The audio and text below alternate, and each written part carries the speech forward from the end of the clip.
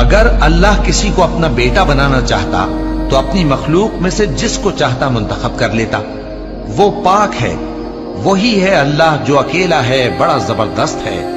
اسی نے آسمانوں اور زمین کو تدبیر کے ساتھ پیدا کیا ہے، اور وہی رات کو دن پر لپیٹتا اور دن کو رات پر لپیٹتا ہے، اور اسی نے سورج اور چاند کو کام میں لگا رکھا ہے، سب ایک وقت مقرر تک چلتے رہیں گے۔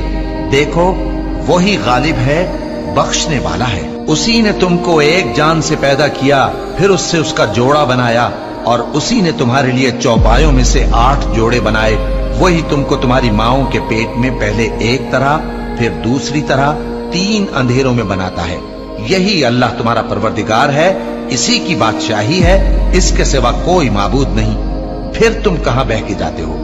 اگر ناشکری کرو گے تو اللہ تم سے بے نیاز ہے، اور وہ اپنے بندوں سے ناشکری پسند نہیں کرتا، اور اگر شکر کرو گے تو وہ اس کو تمہارے لیے پسند کرتا ہے، اور کوئی بوجھ اٹھانے والا دوسرے کا بوجھ نہیں اٹھائے گا۔